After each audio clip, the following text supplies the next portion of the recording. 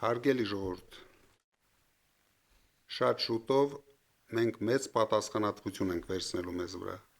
Մենք պետք է միասին ապահովենք մեր երկրի սրընթաց զարգացումը, բայց նախքան քննարկելը զարգացման պրոցեսները, ես ուզում եմ այսօր ֆիքսենք, ինչ ենք մենք ժառանգում նախորդ ապիկար իշխանությունից։ Ժառանգում ենք կորսված երկրորդ հայրենիք, Հայաստանի ինքնիշխան տարածքում օկուպացված տարածքներ Ադրբեջանի կողմից, արյունալի պատերազմի հետևանքով մի քանի անգամ մեծացրած եռաբլուր, մեր հիմնական դաշնակիցների հետ շանտաժի լեզվով խոսելու հետևանքով բացարձակ կորցրել ենք վստահությունը դաշնակիցների կողմից։ Հայաստանը դարձրել են աշխարհաքաղաքական բախման կենտրոն։ Մեր լավագույն հայրենակիցները այսօր գտնվում են Բաքվի բանտում։ Տնտեսության մասով ամբողջությամբ տապալված տնտեսություն, 21% աղքատություն, վարկերի տակ ճռռացող հասարակություն, 15 միլիարդին մոտեցող պետական պարտք, սփյուռքի ներուժի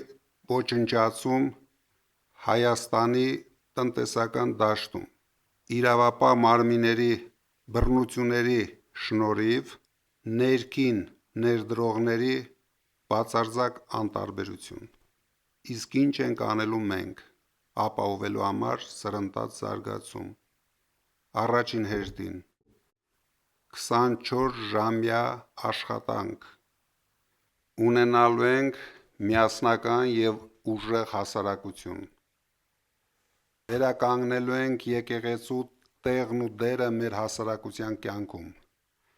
արդարությունը, արդարադատությունը, մարդասիրությունը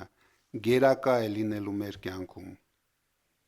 Եվ ինչպես խոստացել էինք, ունենալու ենք երաշխավորված ռեալ խաղաղություն, ինչը ես նույնպես երաշխավորում եմ։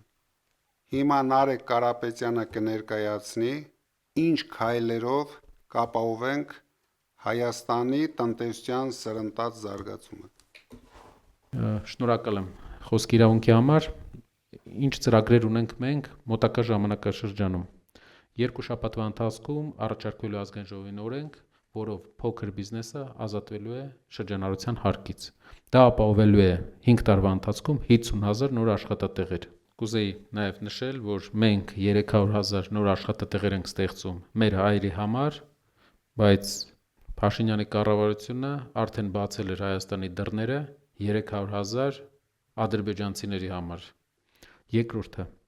միջին բիզնեսի համար եւ նաեւ մեծ բիզնեսի համար մենք ապահովելու ենք տնտեսական այնպիսի պայմաններ, որ մեր երկիրը ամենամրցակցայինը լինի տարածաշրջանի բոլոր երկրների հետ համեմատած։ Օրինակ, միջին բիզնեսի համար կստեղծվի Հայաստանում տեղայնացնելու ծրագրեր, հայկական արտադրանքը զարգացնելու ծրագրեր, որ մեր երկիրը ներմուծումամբ չզբաղվի, այլ տեղում արտադրի։ Հայաստանը վերաարդյունաբերականացնելու համար մեզ պետք է մեծ օտարերկրյա ներդրումներ, որը մենք ապահովելու ենք շատ կարճ ժամանակում։ Առաջիկա մի քանի հանդիպումների ժամանակ մենք սկսելու ենք ներկայացնել մեր տնտեսության զարգացման նոր ծրագրերը, որը իմ կարծիքով հեղափոխական է լինելու Հայաստանի կյանքում։